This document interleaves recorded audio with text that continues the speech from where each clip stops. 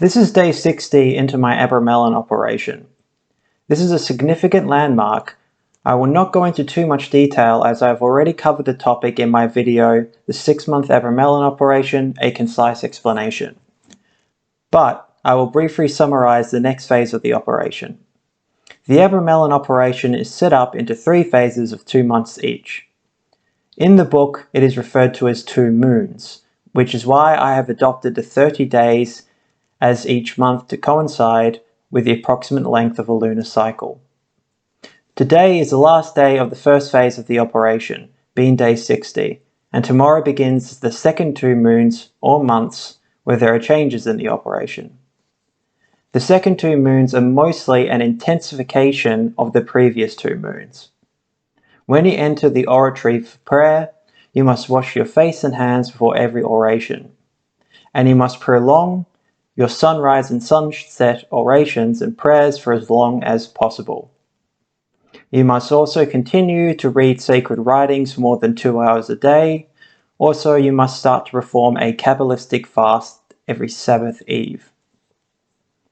Also, one must retreat further from the outside world in order to focus as much of your day as possible on the operation. I won't go into any more detail about the operation, for as I mentioned earlier, I have a video where I explain it in detail. There are also many other things I must continue to do from the first 2 moons, but it is not important to repeat myself too much.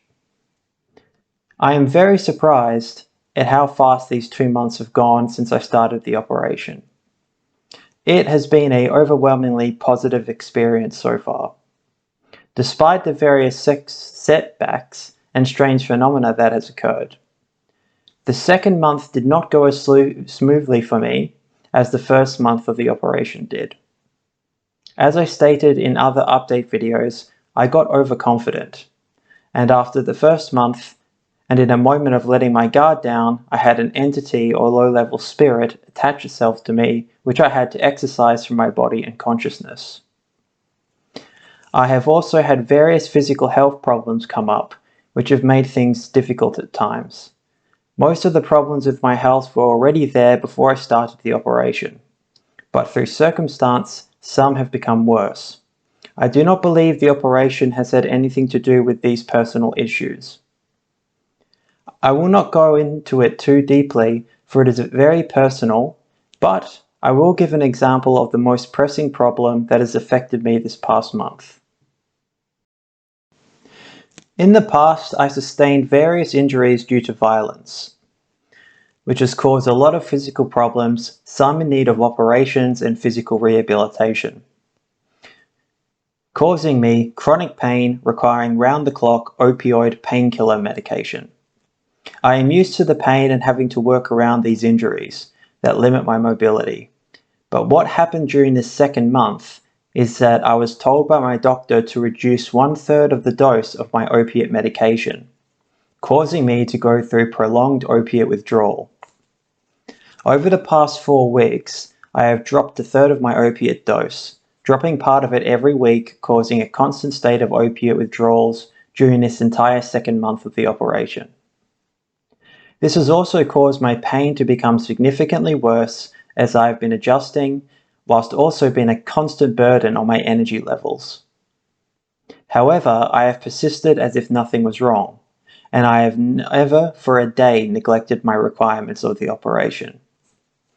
I would not usually go into something as personal as this, but I feel it's important to address that being in a state of withdrawal has been a dangerous predicament. It opens you up to being psychically attacked and have entities be able to attach themselves to you much easier as you are in a state of sickness, and the amount of energy being released during withdrawal attracts them. In the future, I will make a video about the effects of drugs in magic and the occult, and the usefulness of some drugs and the dangers of others. Opiates, especially opium, morphine, and heroin, when you're on them, have a strange protecting effect against negative entities and psychic attack, whilst also causing mystical experiences to become more accessible.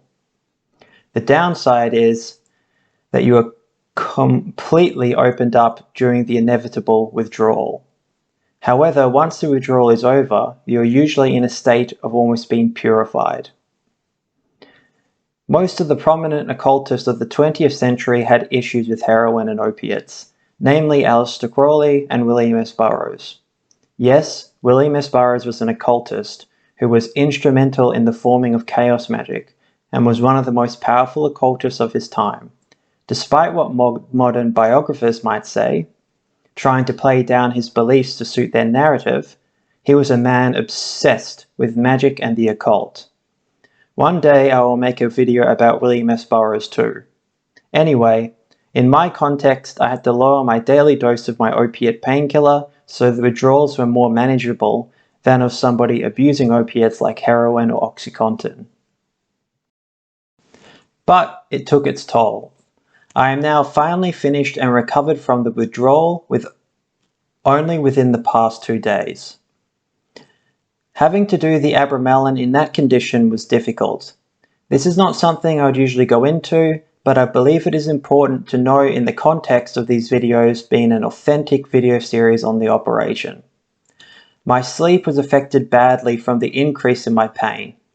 I also found it difficult to have the energy to do anything, let alone waking up and having to do the orations in the early hours of the morning. However, the operation gave me enough energy to continue and be as productive as I can, for despite other influences, I have more ambition and drive than usual since starting the operation. A positive side effect in my case. Putting the withdrawal aside, I have had a very interesting time this month. I have read more books in this period than I ever have before. Because of the required reading, I have become so prolific that it has become as mundane as watching TV. However, this period since making my last video update has put me through an internal holy war of sorts. Because I'm not a follower of Abrahamic religions, I've had an internal conflict arise whilst going through a lot of holy texts. The Abramelin being essentially a very Abrahamic ritual with extremely Jewish and Christian archetypes, I found myself struggle with the nature of religion itself. Despite seeing the Abramelin as a magical ritual for the attainment of knowledge and conversation with your holy guardian angel, whatever it may be, I do believe it's real, especially as I have progressed in the operation. But I do not have a religious belief or Jewish archetypal attachment to the framework of the operation. So the angel, to me, is not fixed as having to be an angel. For all I know, it could be some kind of god, a guiding kami or spirit of an adept who has attained the highest levels of consciousness, staying behind to help the other adepts. After reading so many Jewish texts, and from the Torah to Kabbalistic texts with commentaries by rabbis on Sefer Yetzirah, the Bahia, and the Zohar, I needed a break from the judging, vengeful, and commanding God of Judaism and Christianity. And so I went into other holy and esoteric texts from other religions and ways of thinking, going through Thelemic texts and a lot of Aleister Crowley's work and Taoism, giving me some break from this demiurgic God that the more I delve into its scriptures, the more I find myself internally struggling to reconcile myself invoking in its name for the Abramelin. Especially after going deeply into Shinto, I came to the internal holy war I mentioned. For I have come to be totally absorbed into Shintoism, especially an esoteric syncretic form I have been incorporating, which I will also make a video of an announcement about in the near future. I have found it difficult going through the Abrahamic religious elements and archetypes in the Abramelin operation. However, I have recently reconciled myself in this predicament.